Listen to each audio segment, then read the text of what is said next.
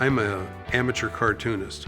I could draw you in cartoon style right now and it'd kind of look like you, but you'd be a little out of proportion, you'd look funny. Well, and I've done that all my life. I've enjoyed doodling and that kind of thing. Well, my name is spelled with a C, but for a logo, you can't do much with a C. I mean, it is what it is. But the German way of spelling your name is with a K. And there's a lot of people that spell Karl with a K. So anyway, in my doodling, I drew that, and I thought, if I turn that thing backwards and make it in cartoon style, and then paint it red, it'd make a nice logo. And I did that, and it stuck. And I think it's one of the better things that I'd done early on.